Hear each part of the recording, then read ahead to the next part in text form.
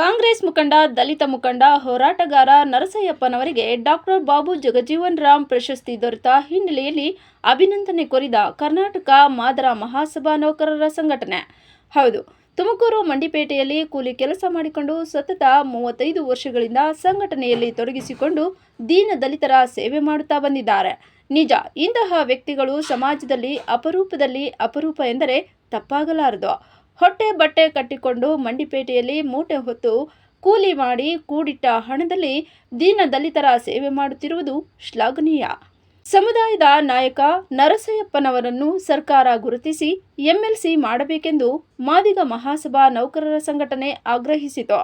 ನರಸಯ್ಯಪ್ಪನ ಸೇವೆಗೆ ರಾಜ್ಯ ಸರ್ಕಾರದಲ್ಲಿ ಸಿಗಬಹುದಾದ ಹಲವಾರು ಪ್ರಶಸ್ತಿಗಳು ಸಿಗಲಿ, ಇವರನ್ನು ಸರ್ಕಾರ ಗುರುತಿಸಿ ಎಂಎಲ್ಸಿ ಮಾಡಲಿ ಎಂದು ಜನಧ್ವನಿ ವಾಹಿನಿ ಮುಖಾಂತರ ಮಾತನಾಡಿದರು. ಅಭಿನಂದನಾ ಸಭೆಯಲ್ಲಿ ಪೊಲೀಸ್ ಇಲಾಖೆ ಚೌಡಪ್ಪ, ಕಾನೂನು ಸಲಹೆಗಾರ ರವಿಕಿರಣ್, ಮಾದರ ಮಹಾಸಭಾ ನೌಕರರ ಸಂಘಟನೆಯ ರಾಜ್ಯ ಉಪಾಧ್ಯಕ್ಷ ಕೆಂಪರಾಜು, ಸಂಸ್ಥಾಪಕ ರಾಜ್ಯಾಧ್ಯಕ್ಷ ದೇವರಾಜು, ಮುಖಂಡ ಸುಂದರರಾಜು ಹಾಗೂ ಸಂಘಟನೆಯ ಎಲ್ಲ ಪದಾಧಿಕಾರಿಗಳು ಹಾಜರಿದ್ದು ಶುಭ ಕೋರಿದರು. ಇವತ್ತು ನಾವು ನರಸಯ್ಯಪ್ಪಣ್ಣರ ಮನೆಗೆ ಬಂದು ಈ ರೀತಿ ಮಾಡ್ತಾ ಇದ್ದೀವಿ ಅಂತ ಹೇಳಿದ್ರೆ ಅದು ನಮ್ಮ ಸಮುದಾಯಕ್ಕೆ ಮಾಡ್ತಾ ಇರುವಂಥ ಗೌರವ ಅಂತ ನಾನು ಭಾವಿಸ್ಕೊಳ್ತೀನಿ. ಯಾಕೆ ಅಂತ ಹೇಳಿದ್ರೆ ಸರಳ ಸಜ್ಜನಿಕೆ, ಸಹೃದಯತೆ ಮತ್ತು ಬಡತನದಿಂದ ಬಂದರೂ ಕೂಡ ಬಡವ್ರಿಗಾಗಿಯೇ ಹೋರಾಡಿದಂತಹ ಮಿಡಿದಂತಹ ಜೀವ ನರಸಯ್ಯಪ್ಪಣ್ಣ. ಯಾಕೆ ಅಂತ ಹೇಳಿದ್ರೆ ನನಗೆ ಬುದ್ಧಿ ಬಂದಾಗಲಿಂದ ನೋಡ್ತಾ ಇದ್ದೀನಿ, ಸಮುದಾಯಕ್ಕಾಗಿ ಏನಾದರೂ ಹೇಳಿ ಮಾಡೇ ಮಾಡ್ತೀನಿ ಬನ್ನಿ ಅಂತ ಹೇಳ್ತಿದ್ದಂಥವ್ರು. ಇವತ್ತು ಅವರಿಗೆ ಈ ಬಾಬು ಜಗಜೀವನ್ ರಾಮ್ ಪ್ರಶಸ್ತಿ ಸಿಕ್ಕಿರೋವಂಥದ್ದು ನಮಗೆ ಹೆಮ್ಮೆ. ಇದು ಅವ್ರಿಗೆ ಸಿಕ್ಕಿರೋವಂಥದ್ದಲ್ಲ, ಇದು ಇಡೀ ಸಮುದಾಯಕ್ಕೆ ಸಿಕ್ಕಿರೋವಂಥದ್ದು, ತುಮಕೂರು ಜನತೆಗೆ ಸಿಕ್ಕಿರೋವಂಥದ್ದು. ಕರ್ನಾಟಕದಲ್ಲಿ ಇಂಥ ಮಹನೀಯರು ಇರಬೇಕು ಅನ್ನುವಂಥದ್ದು ನಮ್ಮ ಆಸೆ. ಯಾಕೆ ಅಂತ ಹೇಳಿದ್ರೆ ಇವರ ಒಂದು ಶ್ರಮ, ಇವರ ಒಂದು ಆ ಸಮುದಾಯಕ್ಕೆ ಮಾಡಿರುವಂತಹ ತ್ಯಾಗ ನಿಜಕ್ಕೂ ಅಷ್ಟಿಷ್ಟಲ್ಲ. ಯಾಕೆ ಈ ಮಾತು ಹೇಳಬೇಕಾಗುತ್ತೆ ಅಂತ ಹೇಳಿದ್ರೆ, ಯಾರಾದರೂ ಏನಾದರೂ ಒಂದು ಸೀಟ್ ಇರ್ಬೋದು ಅಥವಾ ಯಾವುದಾದ್ರೂ ಕೆಲಸಕ್ಕಿರಬೇಕು ಅಂತ ಹೇಳಿದ್ರೆ ಅದನ್ನು ಅವ್ನು ಬಡವ ಅಥವಾ ಬೇರೆ ಇವರು ಅನ್ನುವಂಥ ಯಾವುದೇ ರೀತಿಯಾದಂತಹ ನೋಡದೆ ಹೋಗಿ ಅವ್ರಿಗೆ ಬಾರಪ್ಪ ಅದನ್ನು ಕೊಡ್ಸೋಣ ಅನ್ನುವಂತಹ ರೀತಿಯಲ್ಲಿ ಹೇಳ್ತಿದ್ದಂಥವ್ರು. ನಾನು ಸುಮಾರು ಸಾರಿ ಅವರೊಟ್ಟಿಗೆ ಬಂದು ಪರಮೇಶ್ವರ್ ಸಾಹೇಬ್ರು ಇರ್ಬೋದು ಅಥವಾ ಬೇರೆ ಸಾಹೇಬ್ರ ಹತ್ರ ಖುದ್ದಾಗಿ ಹೋಗಿ ಕೆಲಸ ಮಾಡಿಸ್ಕೊಟ್ಟಿರುವಂತಹ ಮಹನೀಯರು ನಮ್ಮ ನರಸಯ್ಯಪ್ಪಣ್ಣ. ಬಹುಶಃ ಯಾವತ್ತೋ ಇವರು MLC ಆಗಬೇಕಾಗಿತ್ತು. ಯಾಕೆ ಅಂತ ಹೇಳಿದ್ರೆ ಇವ್ರು ಮಾಡಿರುವಂತಹ ಅಷ್ಟೊಂದು ಕೆಲಸ ಕಾರ್ಯಗಳು ಅಲ್ಲಿಗೆ ತಗೊಂಡೋಗಿದ್ವು. ರಾಜಕೀಯದಲ್ಲಿ ಇದ್ರೂ ಕೂಡ, ಇವರು ಕಾರ್ಪೊರೇಟರ್ ಆದರೂ ಕೂಡ ಇವ್ರು ಇನ್ನೂ ಅತ್ಯುನ್ನತ ಮಟ್ಟಕ್ಕೆ ಹೋಗ್ಬೇಕಾಗಿತ್ತು. ಆದರೆ ದುರ್ದೈವ ಏನಪ್ಪ ಹೇಳಿದ್ರೆ ವಿಫಲ ಆಗಿರುವಂಥದ್ದು, ಕೂದಲೆಳೆಯ ಅಂತರದಲ್ಲಿ ವಿಫಲ ಆಗಿರುವಂಥದ್ದು. MLC 2-3 ಸಾರಿ ನಾವು ಹಾಗೆ ಬಿಟ್ರೇನೋ ಅನ್ನೋವಂತಹ ಒಂದು ಇದರಲ್ಲಿ ಇದ್ವು. ಅದು ಆಗಲೇ ಇಲ್ಲ. ಮುಂದೆ ಅವರು ಇನ್ನೂ ಉನ್ನತ ಮಟ್ಟಕ್ಕೆ ಹೋಗಿ ಈ ಸಮುದಾಯಕ್ಕೆ ಹೇಳಿಕೆಗೆ ಶ್ರಮಿಸ್ತಾರೆ ಅನ್ನುವಂಥ ಭಾವನೆ ಇದೆ. ಅವರು ಎತ್ತರಕ್ಕೆ ಬೆಳೀಲಿ. ಈ ಸಮುದಾಯದ ದೊಡ್ಡ ಒಂದು ಹೋರಾಟಗಾರರು ಅವರು. ಸೊ ಹಾಗಾಗಿ ಅವ್ರಿಗೆ ಇನ್ನೂ ಹೆಚ್ಚಿನ ಪ್ರಶಸ್ತಿಗಳು ಲಭ್ಯವಾಗಲಿ, ಅವರು ಆರೋಗ್ಯಕರವಾಗಿರಲಿ, ನಮ್ಮ ಸಮುದಾಯದ ಆಸ್ತಿ ಅಂತ ನಾನು ಈ ಸಂದರ್ಭದಲ್ಲಿ ಹೇಳಲಿಕ್ಕೆ ಇಷ್ಟಪಡ್ತೀನಿ. ಖಂಡಿತ ನೀವು ಹೇಳಿದ ಪಾಯಿಂಟ್ ಕರೆಕ್ಟಾಗಿದೆ. ನರಸಯ್ಯಪ್ಪಣ್ಣ ಯಾವತ್ತೋ MLC ಆಗಬೇಕಾಗಿತ್ತು. ಸುಮಾರು ಸಮುದಾಯಕ್ಕೋಸ್ಕರ ದುಡಿದಿದ್ದಾರೆ. ಅವರ ರಾಜಕೀಯ ಪಕ್ಷದಲ್ಲೂ ಕೂಡ ಗುರುಸ್ಕೊಂಡಿದ್ದಾರೆ. ಅವರು ರಾಜಕೀಯ ಪಕ್ಷಕ್ಕೂ ಕೂಡ ಸೇವೆ ಮಾಡಿದ್ದಾರೆ. ಆದರೆ ಇಲ್ಲಿನವರೆಗೂ MLC ಮಾಡಲಿಕ್ಕೆ ಮೀನಾಮೇಷ ಎಣಿಸ್ತಾ ಇದ್ದಾರೆ. ಇದೇನು ರಾಜಕೀಯ ಷಡ್ಯಂತ್ರನ ಅಥವಾ ಏನೋ ಸಮುದಾಯದ ಕುತಂತ್ರನ? ಸರ್, ಅದನ್ನು ಹೀಗೆ ಅಂತ ಹೇಳಲಿಕ್ಕಾಗಲ್ಲ ಸರ್. ಷಡ್ಯಂತ್ರ ಅಂತಂದ್ರೆ ಒಳಗಡೆನೇ ಇರುವಂತಹ ಆಂತರಿಕವಾದಂತಹ ವಿಚಾರಗಳು. ಸೊ ಹಾಗಾಗಿ ಅವರಿಗೆ ಲಭಿಸ್ಬೇಕು, ಮುಂದೆ ಅದು ಲಭಿಸುತ್ತೆ ಅನ್ನೋವಂಥ ಆಶಾಭಾವನೆಯಲ್ಲಿ ನಾವಿದ್ದೀವಿ. ಯಾಕೆ ಅಂತ ಹೇಳಿದ್ರೆ ಎಲ್ಲ ಸಮುದಾಯ ವರ್ಗದವ್ರಿಗೂ ಕೂಡ ಇವರು ಹೆಲ್ಪನ್ನು ಮಾಡಿರುವಂಥದ್ದು. ಬರೀ ನಾಟ್ ಓನ್ಲಿ ಒಂದು ಕಮ್ಯುನಿಟಿ, ಬಡವರು ಇರ್ಬೋದು ಅಥವಾ ಬೇರೆ ಸಮುದಾಯಗಳು ಏನಿದ್ದಾವೆ ಅವರೆಲ್ಲರಿಗೂ ಕೂಡ ಸಹಾಯಹಸ್ತವನ್ನು ಮಾಡಿರುವಂತಹ ಒಂದು ವ್ಯಕ್ತಿತ್ವ. ಸೊ ಅದು ಮೇರು ವ್ಯಕ್ತಿತ್ವ. ಅದು ಯಾವುದೇ ರೀತಿಯಾಗಿ ಇದನ್ನು ನೋಡಲ್ಲ. ಬನ್ನಿಯಪ್ಪ ನಾನು ಮಾಡ್ತೀನಿ, ನನ್ನ ಕೈಲಿ ಆಗೋದಾದರೆ ನಾನು ಖಂಡಿತ ಮಾಡ್ತೀನಿ ಅನ್ನೋವಂತಹ ರೀತಿಯಲ್ಲಿ ಬಂದು ಕೆಲಸವನ್ನು ಮಾಡಿಕೊಡ್ತಾರೆ. ಅಂತಹ ವ್ಯಕ್ತಿತ್ವಕ್ಕೆ ಕೊಡಬೇಕಾಗಿತ್ತು ಈ ವೇಳೆಗೆ. ಯಾಕೆಂದರೆ ಮುತ್ಸದ್ದಿ ಇದಿದೆ, ಒಳ್ಳೆ ಆ ಅನುಭವ ಇದೆ, ಅದು ಮುಂದೆ ಸಿಗಬೇಕು ಅನ್ನೋದು ನಮ್ಮ ಒಂದು ಅಭಿಲಾಷೆ, ಆಸೆ. ಇದಕ್ಕೆ ನಾವು ಕೊಡಲಿಲ್ಲ ಅಂತ ಹೇಳಿ ನಿರಾಶೆದಾಯಕ ಕೈ ಚೆಲ್ಲಿ ಕೂತ್ಕೊಳ್ಳೋದು ಸಮಂಜಸ ಅಲ್ಲ. ಇದಕ್ಕೆ ಹೋರಾಟ ಮಾಡಬೇಕು ಅಂತ ನಮ್ಮ ಸಮುದಾಯ, ನಮ್ಮ ಮಾದಿಗರ ಮಹಾಸಭಾ ವತಿಯಿಂದ ಮತ್ತು ನಮ್ಮ ದಂಡೋರ ವತಿಯಿಂದ, ನಮ್ಮ ದಲಿತ ಸಂಘರ್ಷ ಸಮಿತಿಯಿಂದ, ನಮ್ಮ ಒಳ ಮೀಸಲಾತಿ ಹೋರಾಟದಿಂದ, ನಮ್ಮ ಸಂಘಟನೆಗಳಿಗೆ ಏನಿದೆ, ನಮ್ಮ ದಲಿತ ಸಂಘಟನೆಗಳು, ನಮ್ಮ ಮಾದರ ಸಂಘದಿಂದ, ಮಾದಿಗರ ಸಂಘದಿಂದ, ನಮ್ಮ ಮೆಚ್ಚಿನ ನಾಯಕ ಧೀಮಂತ ನಾಯಕ ಉನ್ನತ ಮಟ್ಟದಲ್ಲಿ ಕೂತ್ಕೊಂಡು ನಮಗೆ ಒಂದು ಸಮಾಜ ಸೇವೆ ಮಾಡೋಕ್ಕೆ ಒಂದು ಅವಕಾಶ, ಒಂದು ಸ್ಥಾನಮಾನ ಅರ್ಹ ವ್ಯಕ್ತಿಗೆ ಗುರುತಿಸಿ ನೀವು ಕೊಡಬೇಕು ಅಂತೇಳಿ ನಾವು ಹೋರಾಟ ಮಾಡಬೇಕು ಅಂತ ನನ್ನ ಒಂದು ಭಾವನೆ. ಹೋರಾಟ ಮಾಡೋಣ. ಕೈ ಚೆಲ್ಲಿ ಕುಳಿತರೆ ಯಾರೂ ಹುಡುಕೊಂಬಂತಂದು ಕೊಡೋಲ್ಲ. ಅದಕ್ಕೆ ಒತ್ತಾಸೆ ಮಾಡಿ, ಬೆಂಬಲ ಮಾಡಿ, ನಮ್ಮ MLAಗಳು, MLCಗಳು, ನಮ್ಮ ರಾಜಕೀಯದಲ್ಲಿರ್ತಕ್ಕಂಥವ್ರನ್ನ ಒಟ್ಟುಗೂಡಿಸಿ ಇಂಥನ್ನ ಒಂದು ವಿದ್ವಾಂಸಮಣಿನ ಒಂದು ಸ್ಥಾನದಲ್ಲಿ ಕುಂಡಿಸಿದ್ರೆ ನಮ್ಮ ರಾಜ್ಯದಲ್ಲಿರ್ತಕ್ಕಂಥ ನಮ್ಮ ಸಮುದಾಯಕ್ಕೆ ಒಂದು ಒಳ್ಳೆಯದಾಗುತ್ತೆ, ಅದಕ್ಕೆ ಕೀರ್ತಿ ಬರ್ತದೆ. ಅವ್ರು ಮಾಡಿದ ಸೇವೆಗೆ ಪ್ರತಿಫಲವಾಗಿ ಆ ಒಂದು ಸ್ಥಾನ ಕೊಟ್ಟರೆ ಆ ಸ್ಥಾನದಿಂದ ನಮ್ಮೆಲ್ಲರಿಗೆ ಸಾರ್ವಜನಿಕ ಸೇವೆ ಮಾಡೋಕ್ಕೆ ಒಂದು ಅವಕಾಶ ಸಿಗುತ್ತೆ ಅಂತ ನಾವು ಹೋರಾಟ ಮಾಡಿ ನಮ್ಮ ಪಕ್ಷಕ್ಕೆ ಒತ್ತಾಯ ಮಾಡೋಣ ಅಂತೇಳಿ ನಿಮ್ಮೆಲ್ಲರ ಭಾವನೆ ಆಗಿದೆ. ನಾನು ಚೌಡಪ್ಪ ಅಂತ, ನಾನು ತುಮಕೂರಿನಲ್ಲಿ ಸುಮಾರು 15 ವರ್ಷ ಸಬ್ ಇನ್ಸ್ಪೆಕ್ಟರ್ ಆಗಿದ್ದೆ. ನಾನು ಇವ್ರು ಸಾಹೇಬ್ರನ್ನ ತುಂಬ ಹತ್ತಿರದಿಂದ ನೋಡಿದ್ದೀನಿ. ಇವರು ಬಡವರು ಶ್ರೀಮಂತರು ಅನ್ನೋ ಭೇದ ಭಾವ ಇಲ್ದಲೆ, ಮತ್ತು ಜಾತಿ ಯಾವುದೇ ಜಾತಿ ಆಗಿರಲಿ, ಆ ಜಾತಿ ಈ ಜಾತಿ ಅಂತ ಏನೂ ನೋಡ್ತಿರಲಿಲ್ಲ. ಎಲ್ಲರಿಗೂ ಏನೇ ಸಹಾಯ ಕೇಳ್ಕೊಂಬರಲಿ ಇವ್ರ ಕಡೆಯಿಂದ ಆಗಿದ್ದ ಸಹಾಯನ ಅವ್ರ ಜೊತೆಲಿ ನಿಂತು ಅವ್ರಿಗೆಲ್ಲ ಅನುಕೂಲ ಎಲ್ಲ ಮಾಡಿಕೊಡ್ತಿದ್ರು. ಆದರೆ ಅವ್ರಿಗೆ ಸಿಗಬೇಕಾದ ಗೌರವ, ಘನತೆ, ಅದು ತಕ್ಕಂಥ ಸ್ಥಾನ ಸಿಗಲಿಲ್ಲ. ಅದೊಂದೇ ದುಃಖದ ಸಂಗತಿ. ಈ ಸರ್ಕಾರ ಬರಬೇಕಾದ್ರೆ ನಮ್ಮ ಒಂದು ಸಮುದಾಯ ಹೆಚ್ಚು ಒತ್ತಾಯ ಮಾಡಿ, ಹೆಚ್ಚು ಹೋರಾಟ ಮಾಡಿ, ಹಲವು ಜಿಲ್ಲೆಗಳ ಕ್ಯಾಂಪೇನ್ ಮಾಡಿ, ಪ್ರೆಸ್ ಮೀಟ್ ಮಾಡಿ, ಕ್ಯಾನ್ವಾಸ್ ಮಾಡಿ ಅಧಿಕಾರಕ್ಕೆ ತಂದಿದ್ದೀವಿ. ಇದಕ್ಕೆ ನಮ್ಮದೇ ನಾಯಕರನ್ನ, ನಮ್ಮ ಪಕ್ಷದ ಅಧ್ಯಕ್ಷರಾದಂಥ DK ಶಿವಕುಮಾರ್ ಅವ್ರನ್ನ ಮತ್ತು CM ಅವ್ರನ್ನ ನಾವೆಲ್ಲ ನಿಯೋಗವಾಗಿ ಒತ್ತಾಯ ಮಾಡಬೇಕು ಅಂತ ನಮ್ಮ ಒಂದು ಎಲ್ಲ ನಮ್ಮ MMSನ ಒಂದು ಒತ್ತಾಯನೂ ಆಗಿದೆ. ಮತ್ತು ಇಂಥ ಮಹಾನ್ ವ್ಯಕ್ತಿ ಶ್ರೀ ನರಸಪ್ಪ ಸರ್ ಅವರು ನಮ್ಮ ಸಮುದಾಯಕ್ಕೆ ಇಷ್ಟು ವರ್ಷಗಳ ಕಾಲ ದುಡಿದು, ಮತ್ತು ಕಲ್ಲು ಯಾವತ್ತು ಶಿಲೆ ಆಗಬೇಕಾದ್ರೆ ಸುಮಾರು ಏಟುಗಳನ್ನು ತಿಂದೇ ಅದು ಶಿಲೆ ಆಗುತ್ತೆ. ಅದರಿಂದ ಸಂವಿಧಾನ ಶಿಲ್ಪಿ ಅಂಬೇಡ್ಕರಿಯಾಗಿ ದುಡಿದಿದ್ದವರು ನಮ್ಮ ಸಂಸ್ಥೆಗೆ ಮತ್ತು ನಮ್ಮ ಜನಾಂಗಕ್ಕೆ, ನಮ್ಮ ರಾಷ್ಟ್ರಕ್ಕೆ ಮತ್ತು ನಮ್ಮ ಕರ್ನಾಟಕ ಎಲ್ಲ ಜನತೆ ದುಡಿದಿದ್ದಾರೆ. ಅದೇ ಥರ ದುಡಿದಿದ್ದ ವ್ಯಕ್ತಿಗೆ ಒಳ್ಳೆಯ ಸ್ಥಾನಮಾನ ಸಿಗಲಿ ಮುಂದೆ ಅಂತೇಳಿ ನಾನು ಈ ಸಮಯದಲ್ಲಿ ನಿಮ್ಮೆಲ್ಲರನ್ನು ಮತ್ತು ಅವರಿಗೆ ಪ್ರೋತ್ಸಾಹ ಕೊಟ್ಟು ಮತ್ತು ಇದೇ ಥರ ನಡೆಸ್ಕೊಡ್ಬೇಕು ಅಂತೇಳಿ ನಿಮ್ಮೆಲ್ಲರೂ ನಾನು ಕೇಳ್ಕೊತೀನಿ. ಎಲ್ರಿಗೂ ನಮಸ್ಕಾರ. ನನ್ನ ಹೆಸರು ದೇವರಾಜ್ ಅಂತ, ಕರ್ನಾಟಕ MMS ಮಾದಿಗ ಮಹಾಸಭಾ ನೌಕರರ ಸಂಘ ಬೆಂಗಳೂರಿಂದ ಬಂದಿದ್ದೀವಿ. ಇವತ್ತು ನಮ್ಮ ನರಸಿಂಹಪ್ಪ ಸಾಹೇಬರಿಗೆ ಬಾಬು ಜಗಜೀವನ್ ರಾಮ್ ಪ್ರಶಸ್ತಿ ಬಂದಿರೋದು ಭಾಳ ಸಂತೋಷದ ವಿಚಾರ. ರಾಜ್ಯದ ಎಲ್ಲ ಮಾದಿಗ ಸಮುದಾಯದ ನೌಕರರ ಪರವಾಗಿ ನಾವು ಸರ್ನ ಅಭಿನಂದನೆ ಮಾಡಬೇಕು ಅಂತ ಅಂದ್ಬಿಟ್ಟು ಬಂದಿದ್ದೀವಿ. ಸೊ ಇವಾಗೆಲ್ಲ ನಮ್ಮ ಸಂಘದ ನಮ್ಮ ಹಿರಿಯರೆಲ್ಲ ಮಾತಾಡಿದ್ದಾರೆ, ಸರ್ಗೆ MLC ಕೊಡಬೇಕು ಅಂತ ಅಂದ್ಬಿಟ್ಟು.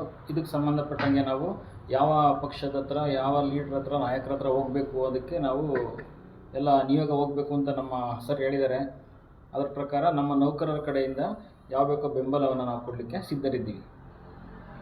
ಸರ್, ಈಗ ನಿಮಗೆ ಬಾಬು ಜಗಜೀವನ್ ರಾಮ್ ಪ್ರಶಸ್ತಿ ಸಿಕ್ಕಿರೋದ್ರಿಂದ ತಮ್ಮ ಸಮುದಾಯದ ಎಲ್ಲ ಸಂಘಟನೆ ಪರ ಮುಖಂಡರುಗಳು ಬಂದಿದ್ದಾರೆ, ತಮಗೆ ಸನ್ಮಾನ ಮಾಡಿದ್ದಾರೆ. ನಿಮ್ಗೆ ಏನು ಅನ್ನಿಸ್ತಾ ಇದೆ ಸರ್? ಈ ಪ್ರಶಸ್ತಿ ನಮ್ಮ ಸಮಾಜದ ಎಲ್ಲ ನನ್ನ ಅಭಿಮಾನಿಗಳಿಗೆ ಮತ್ತು ನನ್ನ ಇಲ್ಲಿವರೆಗೂ ಬೆಳೆಸ್ತಂದಂಥವ್ರಿಗೆ ಇವರಿಗೆ ಸಲ್ತಕ್ಕದ್ದು. ನಂದು ಈ ಪ್ರಶಸ್ತಿ ಅವ್ರಿಗೆಲ್ರಿಗೂ ಸಲ್ತಕ್ಕದ್ದು. ನಮ್ಮ ಮೊದಲನೇದಾಗಿ ನಮ್ಮ ಕಾಲೋನಿ ಜನ, ನಮ್ಮ ದೊರೆರಾಜು, ನರಸಿಂಹಯ್ಯ, ಗಂಗಾಧರು ಮತ್ತು ಜಯಮೂರ್ತಿ, HR ಇವರೆಲ್ಲ ಸೇರಿ ನನ್ನನ್ನು ಕೌನ್ಸಿಲರಾಗಿ ಮಾಡಿದರು. ಸೊ ಅಲ್ಲಿಂದ ನಾನು ಮುಂದುವರೆದೆ. ಸೊ ಅದಕ್ಕಿಂತ ಮುಂಚೆ ನಾನು ಮಂಡಿ ಅಮ್ಮಾಳರ ಸಂಘಟನೆಯನ್ನು ಮಾಡಿದ್ದೀನಿ. ಅಲ್ಲಿ ಅಮ್ಮಾಳರ ಸಂಘಟನೆ ಯಾಕೆ ಮಾಡಿದೆ ಅಂದರೆ, ಅಲ್ಲಿ ಎಲ್ಲ ಜಾತಿ ಜನ, ಲಿಂಗಾಯತರು, ಬ್ರಾಹ್ಮಣರು, ಒಕ್ಕಲಿಗರು, ಎಲ್ಲ ಜಾತಿ, ಕೆಳಜಾತಿನವರು, ಅದಕ್ಕಿಂತ ಕೆಳಜಾತಿನವರು ಎಲ್ಲರೂ ಕೂಡ ಅಲ್ಲಿ ಕೂಲಿ ಕಾರ್ಮಿಕರಾಗಿ ಕೆಲಸ ಮಾಡ್ತಿದ್ರು. ಹೆಂಗೆ ಅಂದರೆ, ಮಂಡಿನಲ್ಲಿ ಕೂಲಿ ಕಾರ್ಮಿಕರು ಅಂದರೆ ಅಲ್ಲಿ ಒಂದು ದಿನಕ್ಕೆ ಒಂದು 2,000-3,000 ಅವಕ್ಕೆ ದುಡಿಯೋದು ಒಬ್ಬೊಬ್ಬ. ಅಷ್ಟು ದುಡಿಮೆ ಇತ್ತು ಅವಾಗ ಮಂಡಿಪೇಟೆನಲ್ಲಿ. ಆ ದುಡಿಮೆಯಿಂದ ನಾವು ಸಂಘಟನೆಯನ್ನು ಮಾಡಿದ್ವಿ. ಸೊ ಸಂಘಟನೆ ಮಾಡಿ ನಾವೆಲ್ಲ ಸೇರಿಕೊಂಡು ಒಂದು ಚಳುವಳಿ ಬಂತು, ದಲಿತ ಸಂಘರ್ಷ ಸಮಿತಿ ಅಂತ. ಆ ಚಳುವಳಿನಲ್ಲೂ ಕೂಡ ಇನ್ವಾಲ್ವ್ ಮಾಡಿದ್ವಿ ನಾವು ದಲಿತ ಸಂಘರ್ಷ ಸಮಿತಿ. ಆಮೇಲೆ ರೈತ ಸಂಘದವ್ರು ಬರೋರು, ಎಲ್ಲಿ ರೈತ ಸಂಘದವರು ಅವರು ಕೂಡ ನಮಗೆ ಸಾಥ್ ಕೊಟ್ಟರು. ರೈತ ಸಂಘದವರು, ದಲಿತ ಸಂಘರ್ಷ ಸಮಿತಿನವ್ರು ಸಾಥ್ ಕೊಟ್ಟರು. ಸೊ ಇವರೆಲ್ಲ ಕಮ್ಯುನಿಸ್ಟ್ ಪಾರ್ಟಿನವ್ರು ಸಾಥ್ ಕೊಟ್ಟರು. ಎಲ್ಲರೂ ಸಾಥ್ ಕೊಟ್ಟು ನಮ್ಮನ್ನು ಅಲ್ಲಿ ಬೆಳೆಸಿ ನನ್ನ ಕೌನ್ಸಿಲರ್ ಆಗಿ ಮಾಡಿದರು ಇಲ್ಲಿ ಕಾಲೋನಿಯಲ್ಲಿ. ಸೊ ಅದರ ನಂತರ ನಾನೇನು ಮಾಡಿದ್ದೀನಿ ಅಂದರೆ, ನನ್ನ ವೈಯಕ್ತಿಕವಾಗಿ ನಾನು ಕೌನ್ಸಿಲರಲ್ಲಿ ನಾನು 2 ಏರಿಯಾನ ಸೃಷ್ಟಿ ಮಾಡಿದ್ದೀವಿ. ಅದು ಅಂಬೇಡ್ಕರ್ ನಗರ ಒಂದು ನಿರ್ವಾಣಿ ಲೇಔಟ್ ಅಂತ ಇದೆ, ಈ ರೋಡಾಗೆ ಐತಿ, ಬೆಳಗುಂಬ ರೋಡಲ್ಲಿ ಅಂಬೇಡ್ಕರ್ ನಗರ ಹಿಂದ್ಗಡಿಕಿದೆ ಒಂದು ಸ್ವಲ್ಪ. ಅಲ್ಲಿ ಅಂಬೇಡ್ಕರ್ ನಗರ ಯಾಕೆ ಸೃಷ್ಟಿ ಮಾಡಿದ್ವಿ ಅಂದ್ರೆ, ಖರಾಬ್ ಜಮೀನು ಇತ್ತು ಅಲ್ಲಿ ಹೋಗಿ ಗುಡಿಸ್ಲಾಕ್ಸ್ಕೊಂಡು ಅಲ್ಲಿ ಒಂದು 180 ಮನೆ ಇದೆ. ಅಲ್ಲಿ 180 ಮನೆಗೆ ಗುಡಿಸ್ಲಾಕ್ಸಿ ಅವ್ರಿಗೊಂದು ಹಕ್ಕುಪತ್ರ ಕೊಡಿಸ್ತೀವಿ ನಾನು ಕೌನ್ಸಿಲ್ನಲ್ಲಿದ್ದಾಗ. ಸೊ ಇಲ್ಲಿ ನಿರ್ವಹಣೆ ಲೇಔಟ್ನ ಕೊಂಡ್ಕೊಂಡ್ವಿ ನಾವು, ಅಂದರೆ ಮುನ್ಸಿಪಾಲ್ಟಿನಲ್ಲಿ 18% ದುಡ್ಡು ಅಂತ ಇರ್ತದಲ್ಲ, ಆ ದುಡ್ಡಲ್ಲಿ ನಾವು ಕೊಂಡ್ಕೊಂಡ್ವಿ. ದುಡ್ಡು ಇದನ್ನು ಕೂಡ ಹಾಕಿ ಯಾವುದಕ್ಕೂ ಬೇರೆ ಅಭಿವೃದ್ಧಿ ಕೆಲಸಕ್ಕೆ ಹಾಕ್ದೇನೆ. ಅಲ್ಲಿ ನಾನು ಕೂಲಿ ಮಾಡ್ತಿದ್ದಂಥ ಸಂದರ್ಭದಲ್ಲಿ ಒಂದು ಮನೆಯಲ್ಲಿ 2-3 ಸಂಸಾರಗಳಿದ್ದು ಕಾಲೋನಿ ಒಳಗಡೆ. ಅದನ್ನೆಲ್ಲ ನೋಡಿದ್ನಲ್ವ, ಆ ನೋಡಿ 2-3 ಸಂಸಾರವನ್ನು ಮನೆಯಲ್ಲಿ ಮಾಡ್ತಾ ಇದ್ದಾರೆ. ಹೆಂಗೆ ಬದುಕ್ತಾರೆ ಲೆಕ್ಕ ಹಾಕಿ ನೀವು. ಒಂದು ಮನೆಯಲ್ಲಿ 2-3 ಸಂಸಾರಗಳಿದ್ದಾವೆ, ಅಲ್ಲಿ ಹೆಂಗೆ ಬದುಕಬೇಕು ಅವರು? ಮಕ್ಕಳಿದ್ದಾವೆ, ಮೊಮ್ಮಕ್ಕಳಿದ್ದಾವೆ, ಎಲ್ಲ ಇದ್ದಾರೆ. ಆ ಥರದ್ದು ಆ ಜನಕ್ಕೆ ಒಂದೊಂದು ವಸತಿ ಬೇಕಾಗಿತ್ತು. ಅದಕ್ಕೋಸ್ಕರ ನಿರ್ವಹಣೆ ಲೇಔಟ್ನ ಕೊಂಡ್ಕೊಂಡು ನಾವು ವ್ಯವಸ್ಥಿತವಾಗಿ ಸೈಟ್ ಮಾಡಿಬಿಟ್ಟು ಅವ್ರಿಗೆಲ್ಲ ಹಂಚಿದ್ವಿ. ಸೊ ಅವ್ರಿಗೆ ಕೂಲಿ ಕಾರ್ಮಿಕರಿಗೆ ಹಂಚಿದ್ವಿ. ಈಗ ಮನೆಗಳೆಲ್ಲ ಆಗಿ ಚೆನ್ನಾಗಿದೆ ಏರಿಯಾ. ಒಂದು 4-4 ಮನೆಗಳು ಕಟ್ಕೊಂಡವ್ರೆ, ತುಂಬ ಚೆನ್ನಾಗಿದ್ದಾರೆ. ಅದೊಂದು ಖುಷಿಯಾಗಿದೆ ನನಗೆ. ಆಮೇಲೆ ಅದರ ನಂತರ ನಾವು ಈ ಸಮಾಜಕ್ಕೆ ಕೆಲಸ ಮಾಡಬೇಕಲ್ವಾ, ಅದರ ನಂತರ ಏನು ಮಾಡಿದ್ವಿ ಅಂದರೆ, ನೀರಾವರಿ ಹೋರಾಟ ಮಾಡಿದ್ವಿ. ಫಸ್ಟು ತುಮಕೂರಲ್ಲಿ ನೀರೇ ಇರಲಿಲ್ಲ. ಹೇಮಾವತಿ ಹರಿಯಲಿ, ಕಾವೇರಿ ಉಳಿಯಲಿ ಅಂತ ಹೇಳಿ ನೀರಾವರಿ ಹೋರಾಟ ಮಾಡಿದ್ವಿ. ನಾವು ಚಿಕ್ಕವೀರಯ್ಯ ಅಂತ 3 ಹಿರಿಯ ಮುಖಂಡರಿದ್ದರು, ಚಿಕ್ಕವೀರಯ್ಯನವರು, ಅವರು ನಮ್ಮ ಮುಖಂಡರು. ಅವರು ನಗರಸಭೆ ಅಧ್ಯಕ್ಷರಾಗಿದ್ದರು ಒಂದು ಕಾಲಕ್ಕೆ. ಅವರಿಗೆಲ್ಲ ಅನುಭವ ಇತ್ತು. ಹೂನಪ್ಪ ಇದೆಲ್ಲ ಹೋರಾಟ ಮಾಡಬೇಕು. ನಮ್ಮ ಇವರು ಸೋಮಣ್ಣ, ಚಿಕ್ಕವೀರಪ್ಪ ಇವರೆಲ್ಲ ಸೇರಿಕೊಂಡು, ಸುಮಾರು ಜನ ಲೀಡ್ರುಗಳೆಲ್ಲ ಸೇರಿಕೊಂಡು ಹೋರಾಟವನ್ನು ಮಾಡಿದ್ವಿ. ಅದು ಹೇಮಾವತಿ ನೀರು ಹರಿಯಿತು. ಸೊ ದೇವೇಗೌಡರು ಅದನ್ನು ಕಾಲುವೆ ಮಾಡಿಸಿ ಎಲ್ಲ ವ್ಯವಸ್ಥಿತವಾಗಿ ಮಾಡಿದರು. ಸೊ ಅದ ನಂತರ ಮತ್ತೊಂದು ಹೋರಾಟ ಏನಂದರೆ, ನಮ್ಮ ಮಕ್ಕಳು ಎಜುಕೇಷನ್ ಮಾಡಬೇಕಲ್ವಾ. ನನ್ನ ಮಗಳು ಸುಜಾತ ಮತ್ತು ಪದ್ಮ ವಿದ್ಯಾಸಂಸ್ಥೆ, ಸಿದ್ಧಗಂಗಾ ವಿದ್ಯಾಸಂಸ್ಥೆಯಲ್ಲಿ ಓದ್ತಾಯಿದ್ರು. ಸೊ ಆ ಜಾಗ ಸರ್ಕಾರದ ಜಾಗ, ಅದು ZP ಜಾಗ. ಅದು ಸುಮಾರು ವರ್ಷದಿಂದ ಅವರು ಕೂಡ ಹೋರಾಟ ಮಾಡ್ತಿದ್ರು. ಈ ZP ಜಾಗನ ನಾವು ಸಿದ್ಧಗಂಗಾ ವಿದ್ಯಾಸಂಸ್ಥೆ ಕೊಡಿ ಅಂತ ಕೇಳ್ತಾಯಿದ್ರು. ಕೊಟ್ಟಿರಲೇ ಇಲ್ಲ. ಅವಾಗ ಕೌನ್ಸಿಲ್ನಲ್ಲಿ ನಾವೇನು ಮಾಡಿದ್ವಿ ಅಂದರೆ, 35 ಜನ ಕೌನ್ಸಿಲರ್ನ ನಾನೇ ಸೈನ್ ಹಾಕಿಸಿ ಅದನ್ನು ಸರ್ಕಾರಕ್ಕೆ ಒತ್ತಾಯ ಮಾಡಬೇಕಲ್ವ. ಒಂದು 10,000 ಜನ ಸೇರಿಸಿದ್ವಿ. ಹಳೆ ವಿದ್ಯಾರ್ಥಿ ಸಂಘಗಳು ಎಲ್ಲ ಸೇರಿಕೊಂಡು, ಪಬ್ಲಿಕ್ಸು ಕೌನ್ಸಿಲರ್ಗಳು ಎಲ್ಲ ಸೇರಿಕೊಂಡು, 35 ಜನ ಕೌನ್ಸಿಲರು ಸೇರಿಕೊಂಡು, ಅವ್ರವ್ರು ಯಾರು ಓಟ್ ಹಾಕಿದ್ರು ಅವ್ರನ್ನೆಲ್ಲ ಕರ್ಕೊಂಡು ಒಂದು ಪ್ರಶ್ನೆ ಮಾಡಿದ್ವಿ. ಟೌನ್ ಹಾಲ್ ಸರ್ಕಲಿಂದ DC ಆಫೀಸ್ವರೆಗೂ ಸರ್ಕಲ್, ಇದರಿಂದ ಅಲ್ಲಿಗೆ ಒಂದು ಮೆರವಣಿಗೆ ಮಾಡಿದ್ವಿ. ಆ ಮೆರವಣಿಗೆನಲ್ಲಿ ಬಂದು ನಾನು, ಸೋಮಣ್ಣ, ಚಿಕ್ಕವೀರಯ್ಯನವರು, ಸುಮಾರು ಲೀಡ್ರುಗಳೆಲ್ಲ ಇದ್ದರು. ಸೊ ಅದನ್ನು, ಆ ಜಾಗವನ್ನು ನಾವೀಗ ಇದು ಸರ್ಕಾರದಿಂದ ಆ ಜಾಗ ಕೊಡಿಸಿದ್ವಿ. ಯಾರಿಗೆ? ಸ್ವಾಮೀಜಿಯವ್ರಿಗೆ, ನಮ್ಮ ಇವರು ಸಿದ್ಧಗಂಗಾ ಮಠಕ್ಕೆ ಕೊಡಿ. ಅದನ್ನು ಸಾರ್ವಜನಿಕ ಮಕ್ಕಳೆಲ್ಲ ಓದ್ತಾರೆ. ನನ್ನ ಮಗಳ ಅಲ್ಲೇ ಫ್ರೀಯಾಗಿ ಓದಿದ್ರು, 2 ಹೆಣ್ಮಕ್ಳು. ನನಗೆ ಅವರಿಬ್ಬರು ಫ್ರೀಯಾಗಿ ಓದಿದ್ರು. ಅವ್ರಿಗೆ ದುಡ್ಡು ಫೀಸ್ ತಗೊಂತಿರ್ಲಿಲ್ಲ. ಆ ಥರದ್ದೆಲ್ಲ ಇತ್ತು. ಆ ವ್ಯವಸ್ಥೆಯಲ್ಲಿ ನಾನು ಸ್ವಾಮಿಗಳ ಹತ್ರ ಚೆನ್ನಾಗಿದ್ದೆ. ನರಸಿಂಹಪ್ಪನವರೇ ಇದೇನಾದರೂ ಮಾಡಬೇಕಲ್ಲ ಅಂತ ಅಂದರು. ಸೊ ಆವಾಗ ನಾನು ಸೋಮಣ್ಣ ಹೋಗಿ ಈ ಥರದ ವ್ಯವಸ್ಥೆ ಮಾಡಿ, ಸೊ ಅದನ್ನು ಕೊಡಿಸಿದ್ದೀವಿ. ಈಗ ಸರ್ಕಾರ ಕೊಟ್ಟಿದೆ, ಅದಕ್ಕೆ ದುಡ್ಡು ಕಟ್ಸ್ಕೊಂಡಿದೆ, ಅದಕ್ಕೆ ಅದನ್ನು ರಿಜಿಸ್ಟರ್ ಮಾಡಿಕೊಟ್ಟಿದ್ದಾರೆ ಸರ್ಕಾರ. ಸೊ ಈ ಥರದ್ದು ಸುಮಾರು ಕೆಲಸಗಳನ್ನ ಮಾಡಿದ್ದೀವಿ ನಾವು. ಅದನ್ನು ನಾನು ಯಾಕೆ ಇದನ್ನು ಹೇಳ್ತೀನಿ ಅಂದರೆ, ನಮ್ಮ ಡಾಕ್ಟರ್ ಬಾಬಾ ಸಾಹೇಬ್ ಅಂಬೇಡ್ಕರ್ ಮತ್ತು ಜಗಜೀವನ್ ರಾಮ್ ಇವರ ಪ್ರಶಸ್ತಿ ಯಾಕೆ ಬರ್ತದೆ ಅಂದರೆ, ನಾವು ಅವರ ಅನುಯಾಯಿಗಳು. ಬಾಬಾ ಸಾಹೇಬ್ ಅಂಬೇಡ್ಕರು ಸಂವಿಧಾನ ಬರೆದರು, ಅದನ್ನು ಇಂಪ್ಲಿಮೆಂಟ್ ಮಾಡಬೇಕು ಅಂದರೆ ಜಗಜೀವನ್ ರಾಮ್ ಅವರು ಅದ್ಭುತವಾದ ಇಂಪ್ಲಿಮೆಂಟ್ ಮಾಡಿದ್ದಾರೆ. ಅವರು ಅನೇಕ ಖಾತೆಗಳನ್ನ ವಹಿಸ್ಕೊಂಡು ಆ ಖಾತೆಗಳಲ್ಲೆಲ್ಲ ಎಲ್ಲ ಖಾತೆಗಳಲ್ಲೂ ತುಂಬ ಕೆಲಸ ಮಾಡಿದ್ದಾರೆ. ಅವರು ಹೆಸರಾಂತ ಕೆಲಸ ಮಾಡಿದ್ದಾರೆ. ಅವ್ರ ಸ್ವಂತಕ್ಕೇನು ಮಾಡ್ಕೊಂಡಿಲ್ಲ ಇಲ್ಲಿವರೆಗೂ ಕೂಡ. ಅವ್ರ ಮಗಳು ಮೀರಾ ಕುಮಾರಿ ಅಂತ ಇದ್ದಾರೆ, ಅವ್ರನ್ನ ಒಂದ್ಸರಿ ಇದು ಇರ್ತದೆ ಸಭೆಯಲ್ಲಿ ಅಧ್ಯಕ್ಷರು ಮಾಡ್ತಾರಲ್ಲ, ಯಾವುದದು ಸ್ಪೀಕರ್ನ ಮಾಡೋಕ್ಕೆ ತುಂಬ ಶ್ರಮ ಹಾಕಿ ಮಾಡಿದ್ದಾರೆ. ಸೊ ಅದೊಂದು ಕೊಡುಗೆ, ಅದು ಮಗಳನ್ನ ಸ್ಪೀಕರನ್ನಾಗಿ ಮಾಡೋಕ್ಕೆ. ಆಮೇಲೆ ಅದ್ರ ಜೊತೆಗೆ ಇವರು ಹಸಿರು ಕ್ರಾಂತಿ ಹರಿಕಾರರು ಅಂತ ಹೇಳ್ತಾರೆ. ಹಸಿರು ಕ್ರಾಂತಿ ಅಂದರೆ ಕ್ರಾಂತಿ ಅಂದರೆ ಅದೇನು ಸುಲಭ ಅಲ್ಲ. ಅದು ಹಸಿರು ಕ್ರಾಂತಿ ಮಾಡೋದು ಏನು ಕ್ರಾಂತಿ ಅಂದರೆ ಸುಮ್ಮನೆ ಕ್ರಾಂತಿ ಮಾಡೋಕ್ಕಾಗತ್ತಾ? ಆಗೋದೇ ಇಲ್ಲ, ಸಾಧ್ಯ ಇಲ್ಲ. ಆದರೆ ಅವರು ಅವಾಗ ಆಹಾರಕ್ಕೆ ಭಾರಿ ತೊಂದರೆ ಇತ್ತು. ಫುಡ್ಗೆ, ಆಹಾರಕ್ಕೆ ಬಹಳ ಬೇರೆ ಬೇರೆ ದೇಶದಿಂದ ಎಲ್ಲ ತರಿಸೋರು, ಬೇರೆ ಬೇರೆ ರಾಜ್ಯಗಳಿಂದ, ಬೇರೆ ಬೇರೆ ದೇಶದಿಂದ ಅದನ್ನು ಫುಡ್ ಎಲ್ಲ ತರಿಸೋರು. ಇಂದಿರಾ ಗಾಂಧಿ ಕಾಲದಲ್ಲಿ ನಮ್ಮ ಕೆಂಪು ಜೋಳ, ಗೋಧಿ, ಮೊದಲು ಸಣ್ಣ ಹುಡುಗರು ನಾವು ಸ್ಕೂಲ್ಗೆ ಹೋಗುವಾಗ ಗೋಧಿ ಉಪ್ಪಿಟ್ಟು ಕೊಡೋರು. ಆ ಗೋಧಿ ಉಪ್ಪಿಟ್ಟನ್ನ ಸೆಟ್ ಹಾಕ್ಸ್ಕೊಂಡು ತಿನ್ಕೊಂಡು ಅದನ್ನು ತೊಳ್ಕೊಂಡು ಹಿಂಗೆ ತಿಂತಿದ್ವಿ ಸ್ಕೂಲ್ಗೆ ಹೋಗುವಾಗ. ನಾನು 4ನೇ ಕ್ಲಾಸ್ ಓದಿರೋದು. ಅಷ್ಟೇ ಆವಾಗ ಬರಗಾಲ ಬಂದ್ಬಿಡ್ತು, ಸಿಕ್ಕಾಬಿಟ್ಟೆ ಬಿಟ್ಬಿಟ್ವಿ. ಸೊ ಬಿಟ್ಟು ಈ ಸಿಟಿಗೆ ಬಂದ್ವಿ. ನಮ್ಮ ಊರು ಮಲ್ಸಂದ್ರದ ಹತ್ರ ಕೊಟ್ಟನಹಳ್ಳಿ ಅಂತ, ಡೈರಿ ಪಕ್ಕದಾಗಿದೆ, ಅಲ್ಲೇ ಜಮೀನೆಲ್ಲ ಇದೆ, ಈಗಲೂ ಜಮೀನಿದೆ. ಸೊ ಇಂಥ ವ್ಯವಸ್ಥೆಯಲ್ಲಿ ನಾವು ಬದುಕಿದ್ದೀವಿ.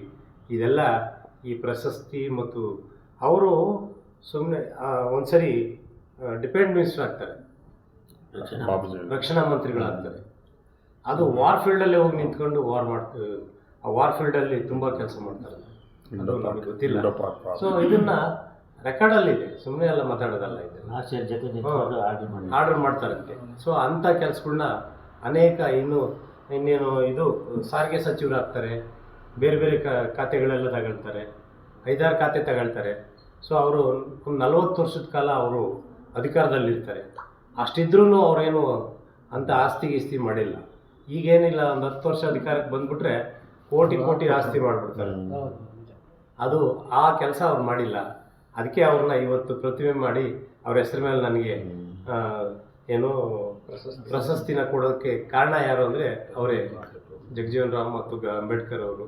ಇವರು ಪ್ರಶಸ್ತಿಗಳು ಯಾಕೆ ಕೊಡ್ತಾರೆ ಅಂದರೆ, ಇದನ್ನು ಇವರು ಸಾಧನೆ ಮಾಡಿದ್ದಕ್ಕೆ. ಇವರು ಅಂಬೇಡ್ಕರ್ ಅವರು ಕೂಡ ಏನಂತ ಅವರು ಹೋರಾಟ ಮಾಡಿ ಎಲ್ಲ ಸಂವಿಧಾನ ಬರೆದಿದ್ದಕ್ಕೆ ಅವರೇನು ಆಸ್ತಿ ಮಾಡಿಲ್ಲ. ಅವರು ಕೂಡ ಅವ್ರ ಮಕ್ಕಳು ಮೊಮ್ಮಕ್ಕಳು, ಅವರು 14ನೇ ಮಗ. ಅವರು ಅಂಬೇಡ್ಕರ್ 14ನೇವರು, ಲಾಸ್ಟ್ನೇವರು 14ನೇ ಮಗ. ಅವರು ಆ ಇಡೀ ಫ್ಯಾಮಿಲಿ ಎಲ್ಲ ಸೇರಿ ಈ ಎಷ್ಟು ಆಸ್ತಿ ಮಾಡ್ಬೋದಾಯ್ತು ಅವರೆಲ್ಲ ಸೇರಿ, ಅದೆಲ್ಲ ಮಾಡಿಲ್ಲ. ಸೊ ಅಷ್ಟಾಗಿ ನನ್ನ ಆಯ್ಕೆ ಮಾಡುವಾಗ ಒಂದು ಕಮಿಟಿ ಮಾಡ್ತಾರೆ ಸರ್ಕಾರದಲ್ಲಿ.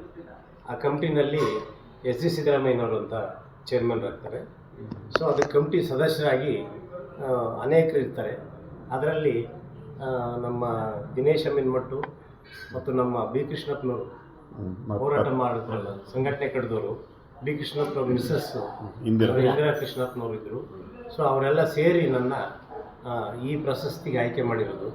ಸರ್ಕಾರ ಅದನ್ನು ಒಪ್ಕೊಂತು. ಆವಾಗ ಚೀಫ್ ಮಿನಿಸ್ಟರ್ ಏನೋ ಸೈನ್ ಹಾಕುವಾಗ, ಏನೇ ಇದು ತುಮಕೂರು ನರಸಿಂಹಪ್ಪನ ಕೊಟ್ಟಿದ್ದಾರೆ, ಬರೋಲ್ಲ ಕಣೆ, ಒಳ್ಳೆಯ ಮನುಷ್ಯ ಇವನು, ನನ್ನ ಜೊತೆಗೆ 40 ವರ್ಷದಿಂದ ಕೆಲಸ ಮಾಡಿದ್ದಾನೆ ಅಂತ ಅವರು ಹೇಳಿದ್ರಂತೆ.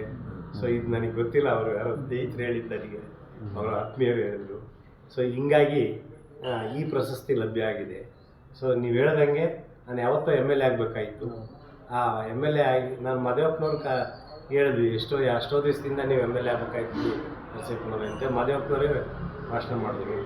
ಸೊ ಇಷ್ಟೆಲ್ಲ ಆಗಿ ನನಗೆ ಈ ಪ್ರಶಸ್ತಿ ಸಿಕ್ಕಿದ್ದು ತಮ್ಮೆಲ್ಲರೂ ಆಶೀರ್ವಾದದಿಂದ ಸಿಕ್ಕಿದೆ. ತಮ್ಮೆಲ್ಲರಿಗೂ ಒಳ್ಳೇದಾಗಲಿ, ಭಗವಂತ ಒಳ್ಳೇದು ಮಾಡಲಿ ಅಂತ. ಸರ್, ಇದೊಂದು ಇಂಪಾರ್ಟೆಂಟ್ ಪ್ರಶ್ನೆ. ಇದು ಈ ಪ್ರಶ್ನೆ ಕೇಳೋದ್ರಿಂದ ನಿಮಗೆ ನೀವು ಏನಪ್ಪ ಇದು ಇಂಥ ಈ ಪ್ರಶ್ನೆ ಕೇಳಿ ಒಂದು ಸ್ವಲ್ಪ ಇಕ್ಕಟ್ಟಿ ಸಿಲುಕಿಸಿದ್ರು ಅಂತ ನೀವು ಅಂದ್ಕೊಬೋದು. ಈಗ ಮಾದಿಗ ಸಮುದಾಯಕ್ಕೆ 35 ವರ್ಷಗಳಿಂದ ಒಳ ಮೀಸಲಾತಿ ಜಾರಿ ಮಾಡ್ತೀವಿ ಅಂತ ಅನ್ಕೊಂಬಂದಿದ್ದಾರೆ. ಜಾರಿ ಆಗಿಲ್ಲ. ಈ ವಿಚಾರ ಕುರಿತು ಕಳೆದ 25ನೇ ಇಸ್ವಿಯಲ್ಲಿ ಕುಂದೂರು ತಿಮ್ಮಯ್ಯನವರು ಕೂಡ ಬಾಬು ಜಗಜೀವನ್ ರಾಮ್ ಪ್ರಶಸ್ತಿ ಬಂತು. ಅದನ್ನು ಅವರು ಒಳ ಮೀಸಲಾತಿ ಜಾರಿ ಆಗಿಲ್ಲ ಅಂತ ಪಕ್ಷದಲ್ಲಿ ಈ ಪ್ರಶಸ್ತಿಯನ್ನು ನಾನು ವಾಪಸ್ ಮಾಡ್ತೀನಿ ಸರ್ಕಾರಕ್ಕೆ ಅಂತ ಹೇಳಿಕೆ ಕೊಡ್ತಾರೆ. ಅವರು ಮುಖ್ಯಮಂತ್ರಿ ಲೆಟ್ರು ಕೂಡ ಬರೀತಾರೆ. ಹೌದು. ಅದು ಈಗ ವಾಪಸ್ ಕೊಡಿ ಅಂತ ನಾನು ಈ ಪ್ರಶ್ನೆ ಕೇಳಿಲ್ಲ. ಈ ವಿಚಾರವಾಗಿ ನೀವು ಏನು ಹೇಳೋದು ಬಯಸ್ತೀರಾ? ಈಗ ಒಳ ಮೀಸಲಾತಿ ಏನಾಗಿದೆ, 35 ವರ್ಷದ ಹೋರಾಟ ಅದು ಒಳ ಮೀಸಲಾತಿ ಬರ್ತದೆ, ಒಳ ಮೀಸಲಾತಿ ಮಾಡೇ ಮಾಡ್ತದೆ ಈ ಸರ್ಕಾರ. ಅದರ ಪ್ರಣಾಳಿಕೆಯಲ್ಲೂ ಕೂಡ ಹೇಳಿದರು ಒಳ ಮೀಸಲಾತಿ ಮಾಡೇ ಮಾಡ್ತೀವಿ ಅಂತ. ಅದನ್ನು ಚಿತ್ರದುರ್ಗ ದೊಡ್ಡದೊಂದು SC ಸಮಾವೇಶದಲ್ಲಿ ಅವರು ಒಪ್ಕೊಂಡಿದ್ರು. ಸಮಾವೇಶದಲ್ಲಿ ಒಪ್ಕೊಂಡು ಅದನ್ನು ಅವರು ಸಂವಿಧಾನದಲ್ಲಿ ಮತ್ತು ಪ್ರಣಾಳಿಕೆಯಲ್ಲಿ, ಕಾಂಗ್ರೆಸ್ ಪ್ರಣಾಳಿಕೆಯಲ್ಲಿ ಅದು ಬರೆದುಕೊಂಡಿದ್ದಾರೆ ಮಾಡೇ ಮಾಡ್ತೀವಿ ಅಂತ. ಅದು ಕಾನೂನು ಪ್ರಕಾರ ಮಾಡೇ ಮಾಡ್ತಾರೆ ಅಂತ ನನ್ನ ಅಭಿಪ್ರಾಯ. ಸೊ ಇದಕ್ಕೆ ಸಂಬಂಧಪಟ್ಟಂಗೆ ಸುಪ್ರೀಂ ಕೋರ್ಟು ಒಂದು ಆದೇಶ ಹೊರಡಿಸಿದೆ. ಸೊ ಒಳ ಮೀಸಲಾತಿನ ಆಯಾ ರಾಜ್ಯಕ್ಕೆ ಸಂಬಂಧಪಟ್ಟಿದ್ದು, ಆ ರಾಜ್ಯ ಅದನ್ನು ದಯಮಾಡಿ ಅವ್ರಿಗೆ ದತ್ತಾಂಶದ ಪ್ರಕಾರ ಅದನ್ನು ಮಾಡೇ ಮಾಡಬೇಕು ಅಂತ ಹೇಳಿ ಸುಪ್ರೀಂ ಕೋರ್ಟ್ ಆದೇಶ ಮಾಡಿದೆ. ಸುಪ್ರೀಂ ಕೋರ್ಟ್ ಆದೇಶ ಆಗಿದ ತಕ್ಷಣ ಇವರೇನು ಮಾಡಿದ್ರು, ಅದಕ್ಕೆ ಇಂಥದೇ ಆದೇಶದಲ್ಲಿ ಏನಾಗಿದೆ ಅಂದರೆ ಹಿಂಗೆ ಮಾಡಿ ಅಂತ ಹೇಳಿಲ್ಲ ಅವರು. ಆಯಾ ರಾಜ್ಯಕ್ಕೆ ಸಂಬಂಧಪಟ್ಟಿದ್ದು ಆ ರಾಜ್ಯದ ವ್ಯವಸ್ಥೆಯಲ್ಲಿ ನೀವು ಮಾಡ್ಕೋಬೋದು ಅಂತ ಹೇಳಿ ಮಾಡಿದ್ರು. ಸೊ ಅದನ್ನು ತಮಿಳುನಾಡು, ಆಂಧ್ರ, ಮಹಾರಾಷ್ಟ್ರ, ಪಂಜಾಬು ಈ ರಾಜ್ಯಗಳಲ್ಲಿ ಎಲ್ಲ ರಾಜ್ಯಗಳಲ್ಲೂ ಕೂಡ ಅದನ್ನು ತಕ್ಷಣ ಮಾಡಿದ್ದಾರೆ. ಈ ರಾಜ್ಯದಲ್ಲಿ ಏನಾಯಿತು ಅಂದರೆ ಈಗ ಮಾಡೇ ಮಾಡ್ತಾರೆ, ಮಾಡೋದಿಲ್ಲ ಅಂತ ನಾನು ಹೇಳೋದಿಲ್ಲ, ಸರ್ಕಾರ ಮಾಡಲೇಬೇಕಾಗ್ತದೆ. ಆದರೆ ಈ ರಾಜ್ಯದಲ್ಲಿ ಏನಾಗಿದೆ, ದತ್ತಾಂಶವನ್ನು ತಗೊಂಡ್ರು. ಎಲ್ಲ ಆಯೋಗಗಳು ಎಷ್ಟು 6-7 ಆಯೋಗಗಳು ಮಾಡಿದ್ದಾರೆ. ಆಯೋಗದಲ್ಲಿ ಸುಮಾರು ವರದಿಗಳನ್ನೆಲ್ಲ ತಗೊಂಡಿದ್ದಾರೆ. ಅದಕ್ಕೆ ರಾಘಮೋಹನ್ ದಾಸ್ ವರದಿ ಅದನ್ನು ದತ್ತಾಂಶ ತಗೊಂಡು, ಸೊ ಅದ್ರ ಪ್ರಕಾರ ಇದನ್ನು 6-6-5 ಅಂತ ಹಂಚಿದ್ದಾರೆ. ABC ಅಂತ ಅದನ್ನು ಮಾಡಿ 6-5 ಮಾಡಿದ್ದಾರೆ. ಸೊ ಅದನ್ನು ಮಾಡೇ ಮಾಡಬೇಕಾಗಿದೆ. ಸೊ ರಾಜ್ಯಪಾಲರು ಅಂಕಿತ ಹಾಕಿದ್ದಾರೆ, ಕ್ಯಾಬಿನೆಟ್ ಅಪ್ರೂವಲ್ ಆಗಿದೆ, ಎಲ್ಲ ಆಗಿದೆ. ಸೊ ಸ್ವಲ್ಪ ಅದಕ್ಕೇನು ತಾಳ್ಮೆಯಿಂದ ಇವರು, ಎಲೆಕ್ಷನ್ ಬೇರೆ ಬಂತು, ಮತ್ತೆ ಏನೇನೋ ಕಾರ್ಯಕ್ರಮದಲ್ಲಿ ಸ್ವಲ್ಪ ಅಡಚಣೆ ಆಗಿದೆ. ಆ ಅಡಚಣೆ ನಿವಾರಿಸ್ಕೊಂಡು ಸರ್ಕಾರ ಮಾಡೇ ಮಾಡ್ತದೆ ಅಂತ ಹೇಳಿ, ಅಕಸ್ಮಾತ್ ಮಾಡಲಿಲ್ಲ ಅಂದರೆ ಅದು ಮಾಮೂಲಿ ಹೋರಾಟ ಇದ್ದೇ ಇರ್ತದೆ. ಆವಾಗ ಈ ಪ್ರಶಸ್ತಿನೂ ಲೆಕ್ಕಕ್ಕೆ ಬರಲ್ಲ, ಯಾವುದೂ ಲೆಕ್ಕಕ್ಕೆ ಬರಲ್ಲ. ಪ್ರಶಸ್ತಿ ಏನಾಗ್ತದೆ ಅಂದರೆ ಆವಾಗ ನಾನು ವಾಪಸ್ ಕೊಡಲೇಬೇಕಾಗ್ತದೆ. ಹೌದಾ? ಏನು ಒಳ ಮೀಸಲಾತಿ ಆಗದಿದ್ರೆ ಸಮುದಾಯಕ್ಕೆ ಇರ್ತಕ್ಕಂಥ ಅದೇ ಸಮುದಾಯದ ಕೇಳ್ತಾ ಇದ್ದೀನಲ್ಲ ನಾನು. ಈ ಸಮುದಾಯದಲ್ಲಿ ಹುಟ್ಟಿದ್ದೀನಿ, ಈ ಸಮುದಾಯಕ್ಕೆ ಕೊಟ್ಟಿದ್ದಾರೆ. ಆದರೆ ಅದನ್ನು ದಯವಿಟ್ಟು ಈಗ ಒಳ ಮೀಸಲಾತಿ ಆಗದಿದ್ರೆ ಇದನ್ನು ಯಥಾವತ್ತಾಗಿ ಹಂಗೇನೆ ಸರ್ಕಾರಕ್ಕೆ ವಾಪಸ್ ಮಾಡ್ತೀನಿ ಅಂತ ನಾನು ಮಾತು. ಇದು ಜನಧ್ವನಿ ಕನ್ನಡ ನ್ಯೂಸ್, ಧ್ವನಿಯಿಲ್ಲದ ಜನರಿಗಾಗಿ. ನಮಸ್ಕಾರ.